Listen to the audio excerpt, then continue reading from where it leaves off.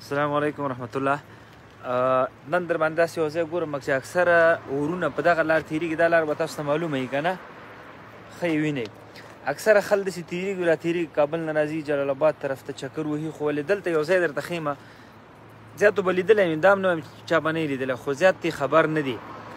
دغه ساحه ده، ما سره حفیظ هم دی. دا ساحه ده درته به وښیم. هلته وړاندې ځو چې دلته څه دي. راځئ تاسو پاتې شئ، ټلیفون به ویډیو به تېروئ نه ښه، بیا به ارمان کوئ ګوره که دا ځای ونه کته. تو دی چې زه دلته ونه غورځېږم، دا ځای لږ خراب دی. حفیظه دا ونیسه، بیا زه چې ښکته شم ته به یې راکړې.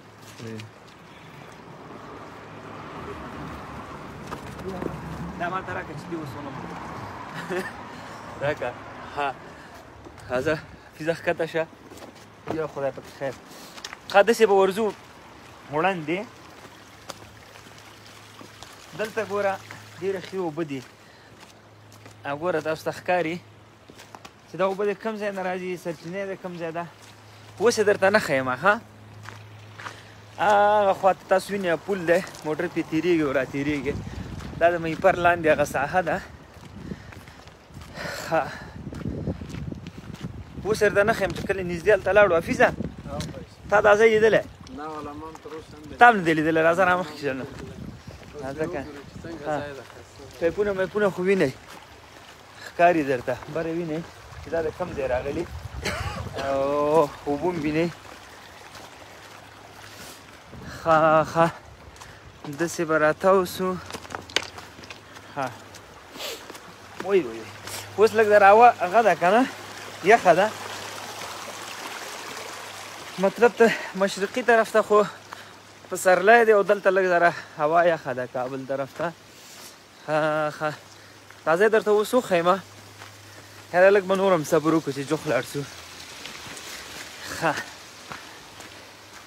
خالي دا سایډ به درته وښیمه، او دا سایډ به هم درته وښیمه. ښه ښکاري درته. حفیظه څنګه ځای دی؟ والله ښایسته ځای دی. مخامخ خو تا ته ښکاري که نه؟ ماشاءالله ښایسته اوبه را روان. اوبو ته دې فکر دی؟ ها دغه دي اوبه. ښه اوس دلته ونه غورځېږو نیسه حفیظه چې تېر شمه. راځه لاس دې راکړه راجیګ شه.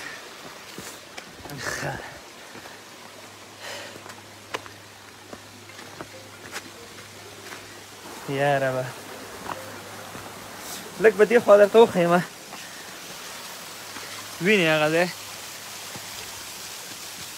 اوبه چې را روانې دي، ښکاري درته. ځئ تاسو. نو مجبوره یو ساحه درته وښیم چې ولې ډېر ښایسته ځای دی. کوم ځای دی؟ دغه ځای ده، ښکاري درته اوبه. ماشاءالله ډېر لوړ دی، ډېر لوړ دی، دومره لوړ دی چې بیخي هغه سر نه دا اوبه راتویږي. تاسو وګورئ. نو فکر کوم ډېر خوند هم کوي که نه، دا اوبه را روانې دي هغه سر نه، او ډېره لوړه څوکه ده. دې خوا ته هم وګورئ، دا څه شین اسمان ښکاري، بیا دغسې حق سر.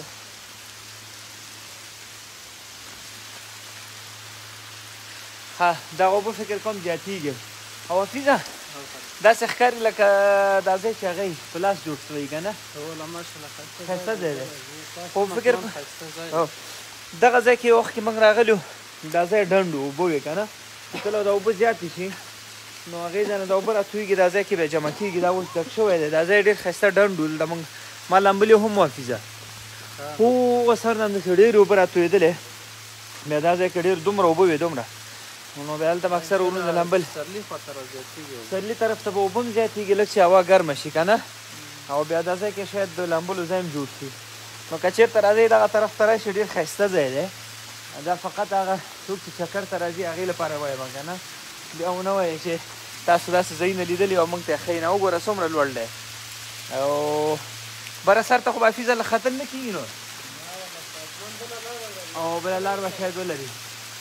بله لار هغې طرف نه به شاید ولري دا هغه د شپولې زیارت ته چې کومه لار ده که نه هغې طرف نه دا هغه دی نو دې خوا ته م وګورئ ښایسته او تنګی غوندې دی نو خالي دا ځای مې در سره ادرس مې درته درکړو نور چکر ته راځئ ګوره پسرلي کې بیخي بهترینه ځای دی صحیح ده دې خوا ته دا پایپونه خلکو تېر کړي سړک غاړې ته که تاسو ته معلومات وي موټرو دا شیان چې وینځي هغه هغې ځای نه تېر کړي دا اثر دی ښکاري ته ډېر لوړ دی ډېر لوړ ځای دی او دې خوا ته دا پایپ فکر کم سوری شوی دی په اوبو فشار دی حفیظه څه کوې عکسونه اخلې ښه نو دغه ځای مې درته ښودم